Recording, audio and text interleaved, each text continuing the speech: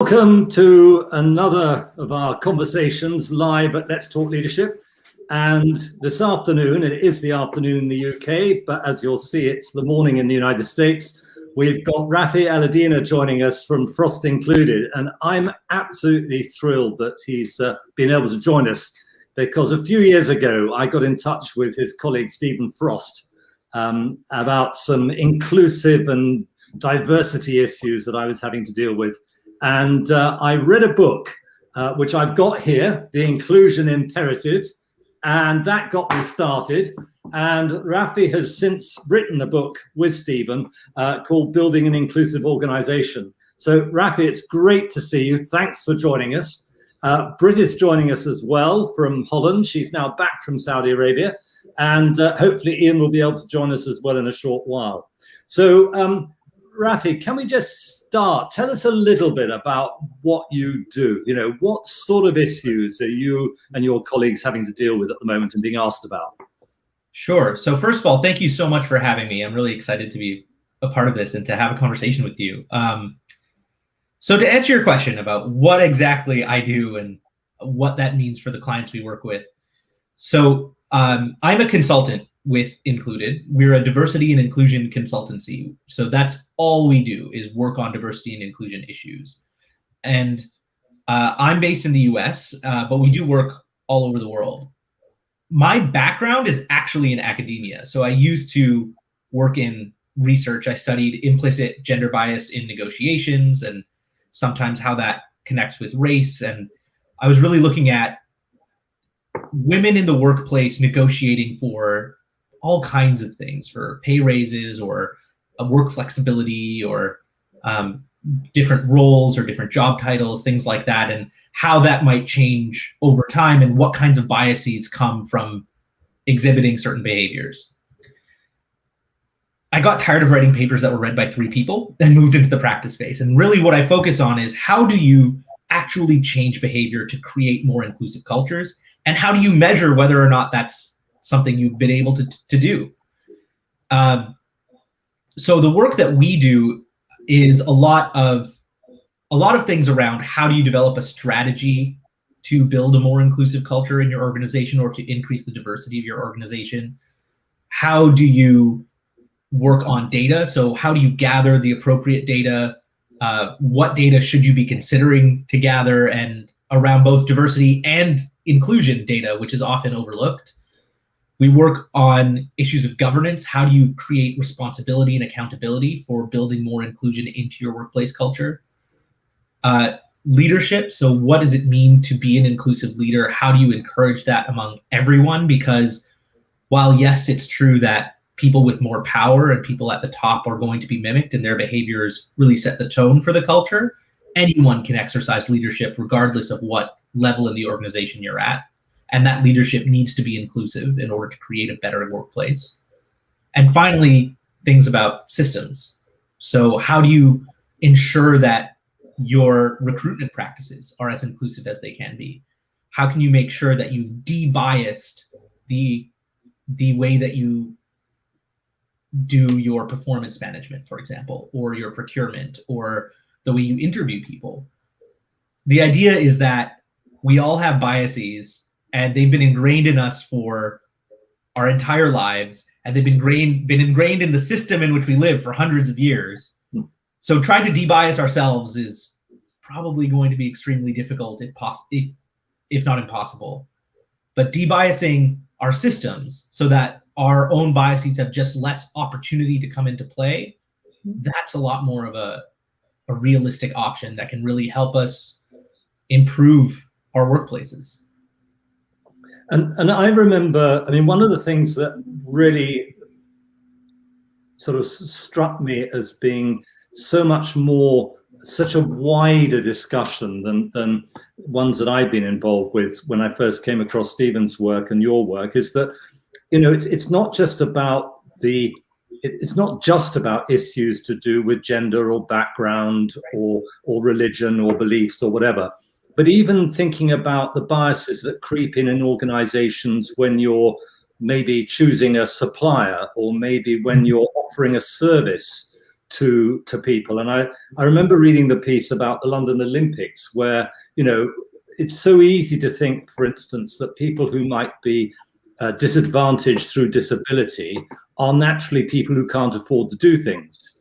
And yet I think Stephen and his colleagues said, well, actually, that's, you know, we've got the data to show that's not the case. Quite often people who do have a disability aren't necessarily people who are in the poorer end of society, but the people who look after them are. You know, the people, the carers, and we've had this with the pandemic in the UK with the carers in the nursing homes, you know, often relatively poorly paid people doing a tremendous job. And so the idea of, well, you know, we could, if the person with a disability was able to buy a ticket for the London Olympics, the carer would come free, you know, that a way of encouraging inclusiveness. And that just struck me as something that, I don't know about you, Britt, but organizations that I meet, they probably don't go that far in really thinking all of this through. And I just thought it was really, really interesting to sort of take it to that level. So, I mean, I don't know, Britt, what your experience is. But. Yeah, I think you're absolutely right, and it is because of what you said, Raafi. It's the unconsciousness of the biases that we have, and so sometimes I think we might need to go to the other end and as many instances of going against that grain. I can't call it a grain, but it is something that we're unaware of, to just surface just how much it is pervasive in our structures and also in our own mindset. I remember myself being doing a program in Germany once as a facilitator, where there was an issue with the connection. It was very silly, a connection of a laptop to a projector or something. And I said, I need some help. Could somebody get a technician, please, for me? And I was busy doing other things. And as I was busy, the issue solved itself. And I looked around in the room, and there were about 4 other women like me. And I said, okay, wow, that solved itself. So I guess we don't need the IT guy anymore. And one of the women smiled and looked at me and said, I'm the IT guy. I just solved it for you. And, you know, that's just, I was gobsmacked. And it just showed to me that, and it was actually, ironically enough, a program on diversity and inclusion. Yeah. So I had to take my own medicine. That was funny. Well, it's funny, but it's not funny, because it just shows you how implicit these things are. Yeah, I mean, I think there are a few things on that. I think one is, just responding to the last anecdote you shared, we work on these issues all the time, right? Like, I've been working in this field vaguely, like, since I was in university. It's been, you know, 10, 12, 13 years, depending on how you want to count working on this issue. But I mean, I still have my own biases. I mean, the fact is that I still don't think about doing the laundry as much as my partner does, who is a woman. And that's just that's a byproduct of the fact that when I was growing up, the laundry was almost always done by my mom. And it's just based on the information that I received most of my life. That doesn't mean I don't do it, but part of that mental labor does end up falling on my partner more than it does on me, and that's not fair. And it's a byproduct of our own experiences. And, you know, we're all, even if we're considered experts, quote unquote, in this field, we still have our own biases, and we still have to check those, and we still need people to call us on them all the time. And then the other thing I wanted to bring up in response to what Matthew was saying about the sheer amount of data that's out there that we don't necessarily think about using or think about questioning whether our beliefs are true or not. And the fact is that there's more and more information that we have access to in the world every day. I think the last statistic I saw was that the amount of information we have access to is doubling every year, which is just insane.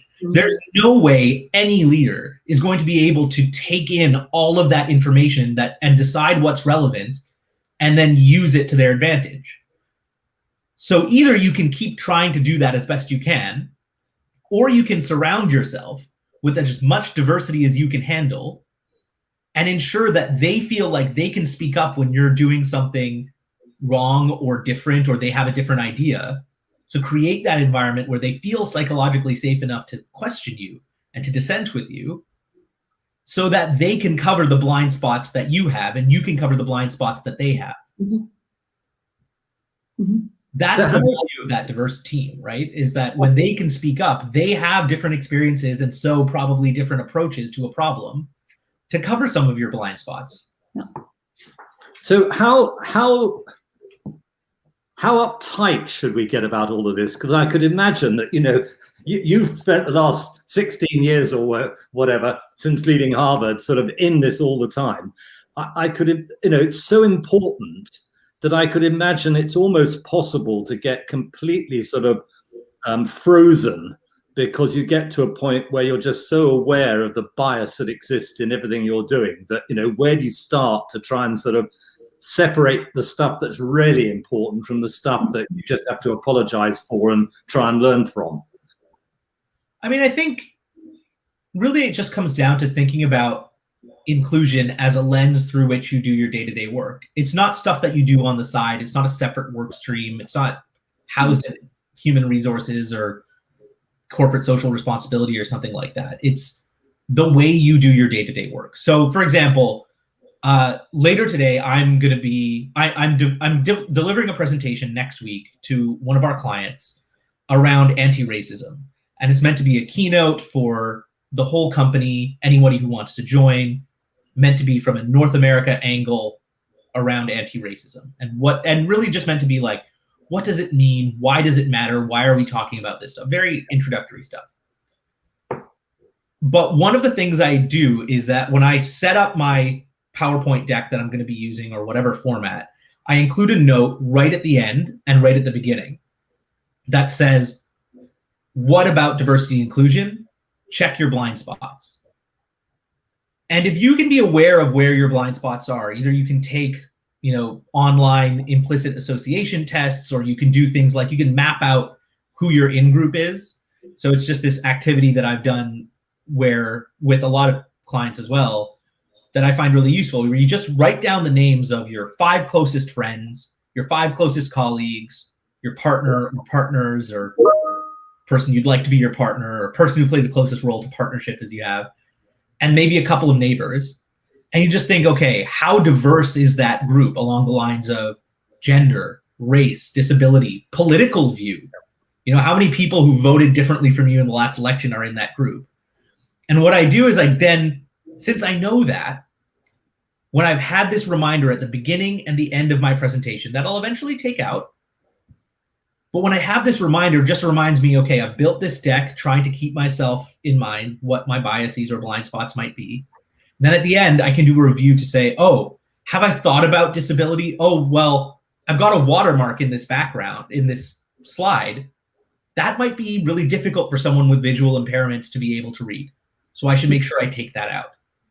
Or, if it's, am I using the right language? Have I used the word African-American? Do I really mean Black, or do I mean Black people in the US? Because that's what African-American means. Am I using the right term? Yeah. And so really just using these kinds of little checks, little opportunities to shift yourself from your system one, your automatic quick thinking that most of the time we use, and just shift to that system two, that more slow, rational thinking, to just help ensure that you're doing as best as you can. And we are going to slip up. We're all going to make these mistakes. And the other side of that is when you do make those mistakes, whether that's from, saying the wrong word and someone calls you out, or maybe you did include that watermark and didn't think about it. It's just saying things like, it's just owning the impact of that and trying to resist the desire to be defensive and say, oh, I didn't mean it that way. Well, yeah, of course you didn't mean it that way. No one probably means to be offensive or exclusive.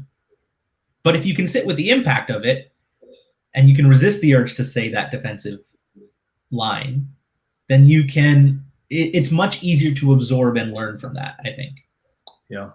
I mean, it's interesting you talking about a slide deck, and I don't know whether Brits have this experience, but I've been putting together some slide decks over the last sort of week or so for a couple of clients, and just using pictures from sort of stock websites that you can access.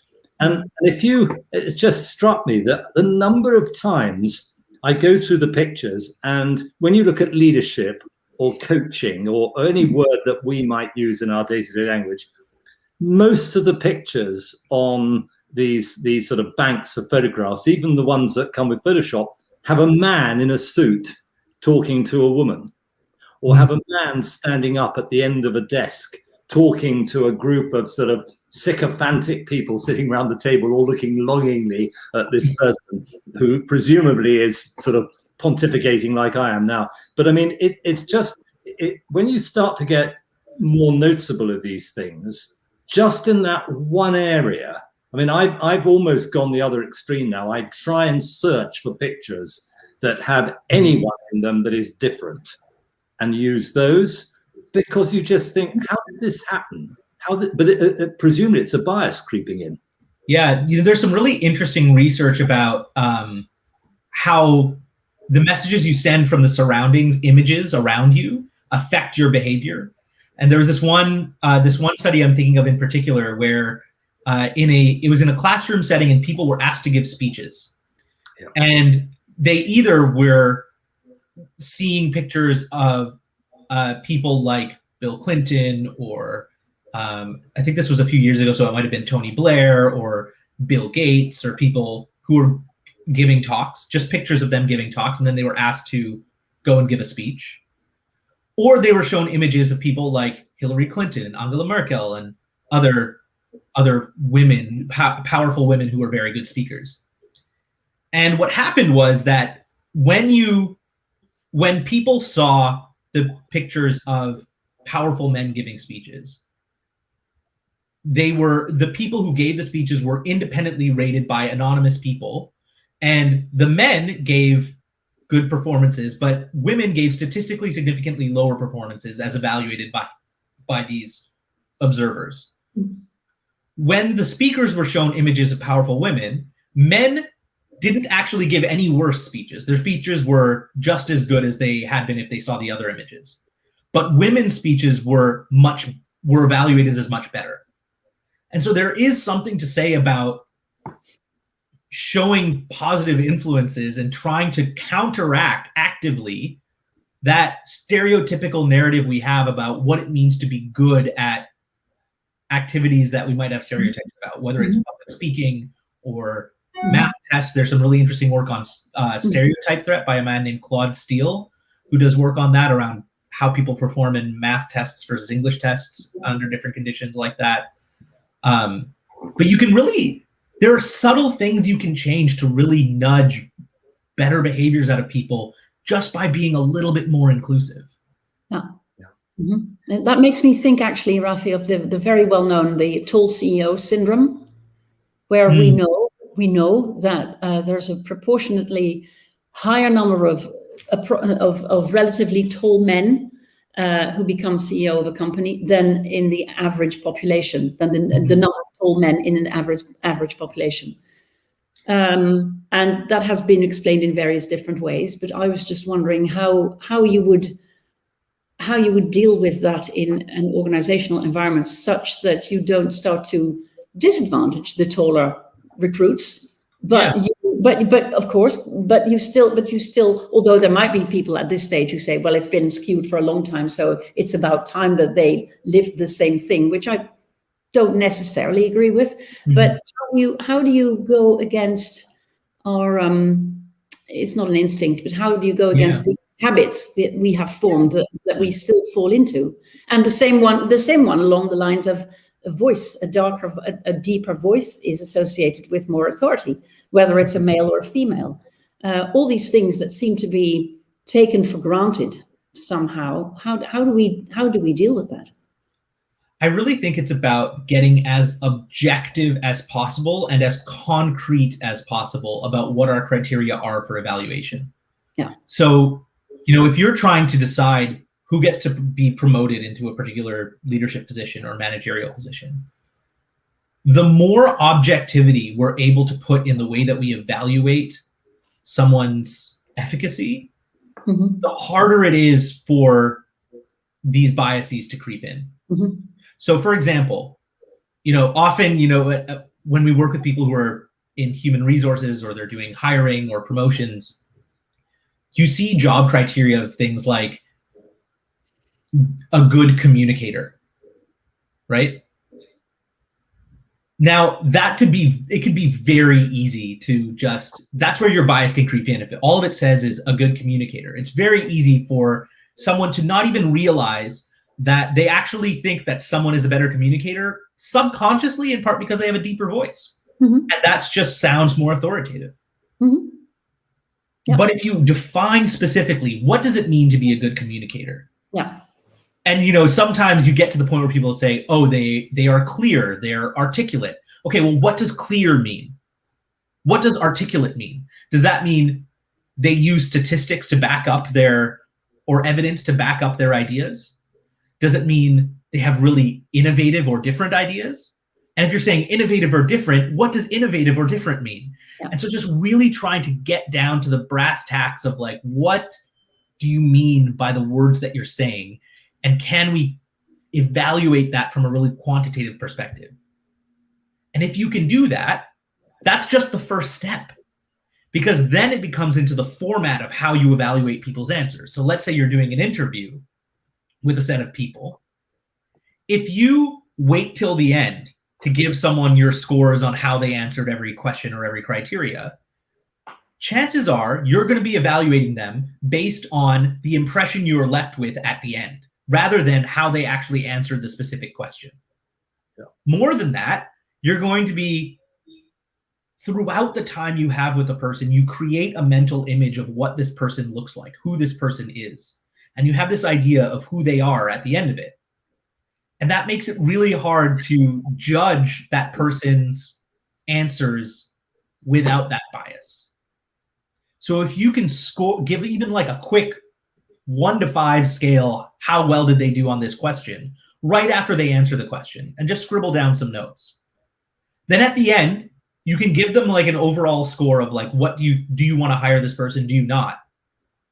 And if that score seems to reflect well the answers they gave to the questions, then you know that your process was pretty good. But if you see that you're giving someone, you've got 5 criteria, and as they've answered questions to each one, you've been giving them 3s and 2s, but at the end you gave them a 20 out of 25. Yes. Then that's a good indication that, oh, maybe my bias was kicking in here. For me, it's not about necessarily having these quotas or these rules about, some people need to be given an extra advantage. And sometimes that's necessary. But really, it's more about how can you insert checks on your process to ensure that your biases haven't kicked in?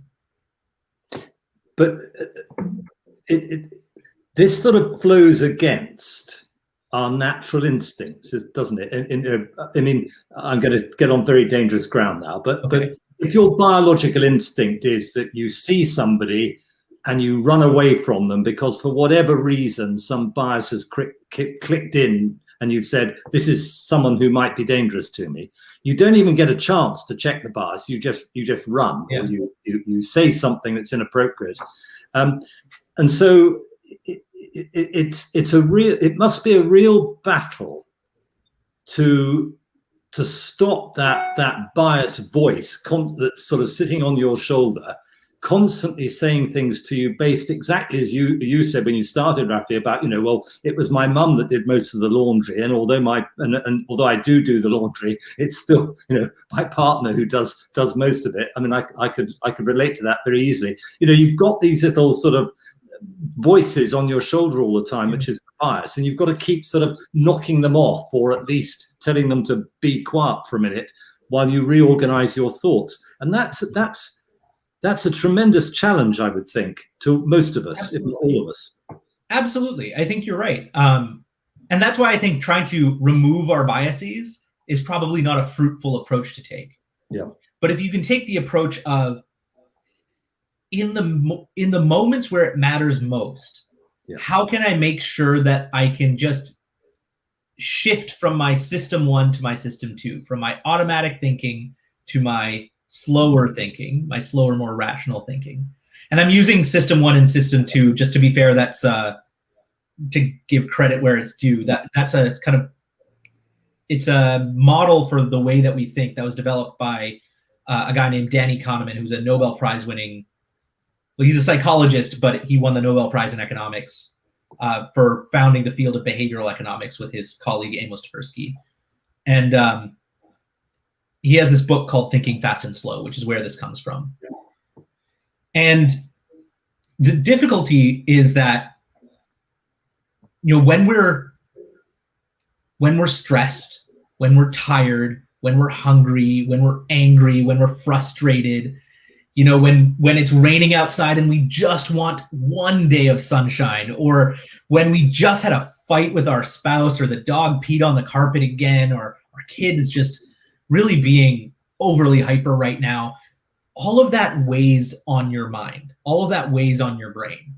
And it makes it much more difficult to stop your system 1, your amygdala, your instinctual responses, where that lives. It makes it much harder to put the brakes on that from running your life and running your decision-making processes. But if you can set up your system, the environment in which you work, or the process that you go through when doing particular activities, if you can set it up so that there is a moment that stops and interrupts that automatic thinking, so that you shift to your system 2, that's when you can start interrupting that bias. Mm-hmm. So when I'm walking down the street and I see someone that I instinctually feel is dangerous, so maybe that's, for some of us, a black guy in a hoodie, or maybe for some of us that's a police officer, or whoever that is, that's going to be a really hard moment in order to interrupt yourself, right? Because you're just walking down the street, and unless you have something right in front of you that says stop, then that's not going to be easy. But maybe that's not one of the moments where you need to have that interruption. Maybe it's not as consequential. That's a decision I think we all have to make personally. Mm-hmm. But when it comes to our work day to day, we're employed to use our rational brain. We're employed to use our system 2. But thinking about it, especially in the last year, how often during your workday have you felt stressed and under time pressure, and maybe like you haven't had enough to drink yet, or your adrenaline is just flowing, or you're dealing with multiple things at a time? I'm trying to work and I'm trying to homeschool and I've got to take the dog out, and you've got all these things on your brain. All of that makes it more difficult for you to shift to your system 2. So in your workplace, if you can set up things like I've got a little sign here for my meetings that says, "Did I interrupt or talk over you? Please help me by pointing to this sign." And I used to use this when I had in-person meetings, just as a way for people to call me out. And that's a useful interruption of my own bias. Or I have a calendar reminder every day at noon that just pops up on my screen that just says, "What about diversity and inclusion?" Just to remind myself, yes, I'm doing diversity and inclusion work, but maybe I'm not being that inclusive in the way that I'm having my meeting, or the way that I'm trying to schedule my work. And I think having those kinds of little tricks, maybe it's a Post-it note on your fridge that just reminds you to just stop for a second, or whatever they are. But those kinds of tricks can be really useful for interrupting that automatic thought process. And are there, in the work that you've done recently within organizations, are there certain things that, if you like, certain biases or certain lack of inclusive behaviors that seem to have become more prominent, or maybe people need to be paying attention to but were not? I think it's not necessarily of certain behaviors becoming more prominent. I think it's people becoming more cognizant of certain things, and so wanting to talk about them more. So one good example is microaggressions. Yeah. Right? People are talking about microaggressions in the workplace a lot more than they did even a year ago. Yeah. Or even 6 months ago, I think, for that matter. And it can be hard, right? Because if you think about what a microaggression is, they're small things that seem inconsequential, that are often delivered by very well-intentioned people, Sometimes they're even offered as a form of compliment, but they actually indicate something different, something negative for the person who's receiving it. And it's probably not a big deal if it happens once. But the fact is that for that person, it happens over and over and over and over again in different ways. And it works like acid rain, right? Like one drop isn't going to hurt anything, but a torrential downpour of acid rain can destroy an entire building. It's the same type of thing. And so when you think about, for example, telling someone like, oh, your hair looks so professional today. If you're a Black woman and someone is telling you your hair looks so professional and it's straightened, that's more often when that happens to Black women, by the way, just statistically. There is a lot of bias around Black women who wear their hair naturally. And all that serves to do is to remind them that if they wore their hair naturally, it would look probably less professional to people, or it would subconsciously seem that way. Now, the person who's delivering that is trying to be nice. But that's when it comes back to owning your impact and not just your intent. And I think one of the techniques that's been really useful that we're finding with a lot of our clients is this thing called partnering. So partnering is this idea of, let's say Britt and I are going to go into a meeting, right? And we've decided we're going to be partners. And so my job as Britt's partner in this meeting is to try and notice any instances of microaggressions or discriminatory behavior or something to do with gender that is happening to Britt. And it's my job to call it out. And Britt's job as my partner is to do the same thing for me, but about race. Yeah. Now, there are two huge benefits of this. One is that it takes the burden off the person from that marginalized group from having to call out when that happens. And the second is that it becomes much easier to practice being an ally to a group that you're not a part of. Yeah. Being an ally is not easy. It takes a lot of work, especially if this is something you're coming to for the first time. It can feel really overwhelming. And so it's just hard to say, okay, where do I start? How do I pay attention to all these things I haven't even thought about before? Mm-hmm. This narrows it down and says, okay, let's focus on one person, one aspect of their identity, and let's just look out for that. Yeah. And as you do that more and more, you get practice with it. It becomes a lot easier to notice, maybe not just when it's happening to Britt, but to other women in the meeting. Or maybe when it's not just about gender, but it's about other aspects of Britt's identity. And you, with practice, it allows you to expand that ability to be an effective ally and stand up when it counts. The other useful thing is that if Britt and I decided in advance of the meeting that we're going to be partners, we can also negotiate with each other about how do we want someone to call them out.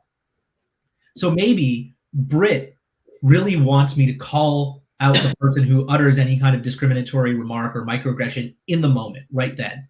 Not in an aggressive way, but what she really wants is just for me to say like, hey, just FYI, you've been interrupting Britt. This is the third time that's happened. I'd like to hear what she has to say. Maybe that's what Britt wants. But maybe what I want is not that. Maybe what I want is for Britt to maybe talk to the person that they notice doing something after the meeting and not call it out in that instance for whatever reason. But this it also allows us to make sure we're not making assumptions about what the other person wants. Mm-hmm. And it allows us to treat people the way they want to be treated. It's really interesting because while you've been talking, two things have been going through my mind. We spend a lot of time in our work, Britt and I, talking about intention and impact. You know, that you might be doing something from the best of intentions, but actually it's the impact of those behaviors on someone else that is what they use to judge you as to whether you are being helpful or not helpful, whether you're behaving in a way that's pleasant or not pleasant. And then the other bit is, then giving someone some feedback about some of their behavior in a way that is not critical, but it is truthful and honest. And, we would always encourage people, try and do it as close to the moment as you can so that it doesn't become a great list of, by the way, last week in that meeting, you spoke across Britt 3 times, you shouted at Matthew 4 times, you called me something that verged on racist comment. It becomes a list of sort of awful things as opposed to something that can be dealt with there in the moment. But I like this idea of partnering. I think it sounds like a really, really good idea. Mm-hmm. So you simply just partner with someone that may be different to you, that's in a group that you're working with, and do it like that? I mean, are there any or they can be, yeah, I mean, ideally someone who's different from you, if you're able to do that. I also recognize that, you know, it can be difficult to find that partner, right? Because it has to be someone who you feel comfortable talking to about the issues that you're facing. Yeah. And you don't always have that. But in those places where you do have that feeling, or in, better yet, if you are a manager of a team, if you encourage everybody to say, hey, I want to try this partnering thing so we can help call each other out, so we can learn from this and be better. I would love if you chose people to be your partners with each other. And I would love someone to be my partner too. If you have that kind of power as a manager to be able to have those discussions, then it's on you to create that environment where people can actually do that. Yeah. Yeah. I think it's a great idea. And you mentioned at the start of our conversation, you mentioned the notion of psychological safety, which is also something we work quite a lot with our clients. And I think having that type of partnering relationship that you just described is one way of fostering psychological safety in the workplace.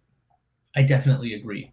And Raafi, I'm conscious of time, but I know in the conversation we had the other week, I mentioned, and I won't use names, but one of the young leaders that we were hoping to coach, and we are now coaching, had made a comment about their specific background in terms of probably about their ethnicity and the work they were doing and where they were living, and saying that in terms of coaching, they would like to be coached by someone probably from a similar ethnic background.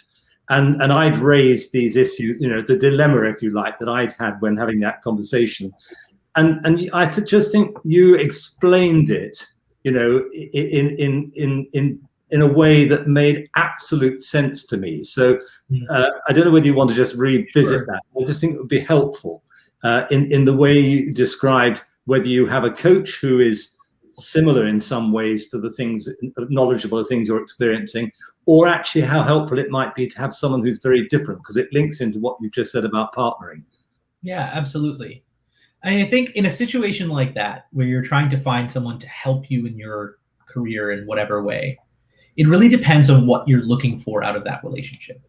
So if you're looking for someone who is a coach or a mentor, someone who will give you career advice on how to navigate the path that you want to set up for yourself, it can be really useful to have someone who's had similar experiences, or who looks like you, who can talk you through, what does it mean to actually try and negotiate if you're a Black man versus if you're a white man?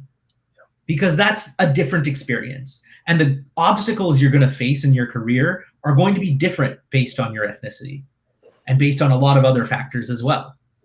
And so it can be understandable if that's the kind of thing you're looking for out of that relationship, if you're looking for that kind of advice, it can be understandable to want someone to have similar identities to you. Yeah. If, on the other hand, what you're looking for is more of a sponsorship role, someone who opens up their network to you, who advocates for you behind closed doors, or opens up opportunities for secondments or new jobs or whatever it is, in those cases, yes, it can be useful to have someone who is of a similar ethnic group to you, because maybe they'll be able to relate to you in some way.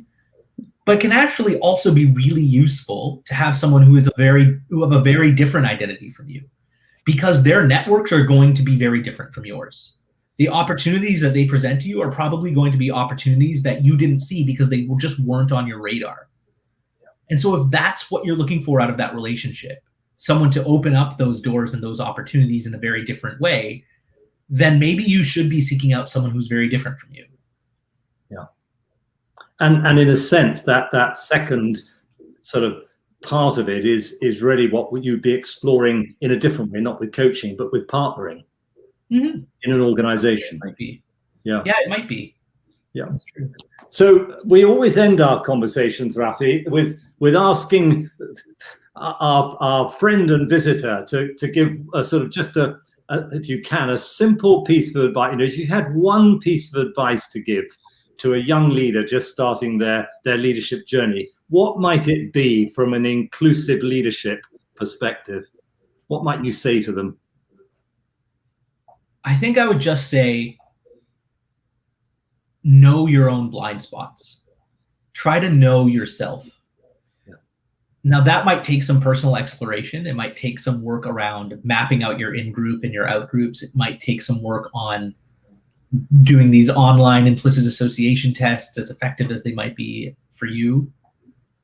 But knowing where those are can help you identify who you need to surround yourself with, or what you need to look out for in the moments when it matters. So in those moments where you are doing that work, where you are trying to set up a meeting time, if one of your blind spots is that, you know, like for me, for example, most of my friends don't have kids. It's not and it's not something I think about readily. I don't have kids either. And so if I'm setting up times for a meeting, am I setting it up at the time when people go to pick up their kids from school? Maybe I need to check to make sure, is there anyone here who is going to be needing to pick up their kids from school? If so, then let's schedule the meeting for another time or something like that. But I can't ask that question if I don't know that that's a bias that I have in the first place. Right. So know your biases, know your blind spots. You'll be able to find a way to ask the right questions. Great. Well, I mean, Raafi, it's been wonderful having this conversation, and thank you for joining us. And I know it's taken the best part of, I think it's about 16 months to get this set up, but we've finally managed it, and it's been fantastic. And hopefully you will join us again on a future conversation, because I could see that this could lead to endless sort of conversations, discussions, questions. But thank you so much for joining us this afternoon, and keep safe and well in Michigan, because I think it's Michigan we're calling us from at the moment. That's correct. Yes. Thank you all so much for having me. This was a pleasure, and I'd be happy to chat again sometime. Brilliant. And Britt, thanks for joining us as well. Take care and enjoy the concert this evening. I will. Thank you very much. Thank you. See you. Stay safe, both.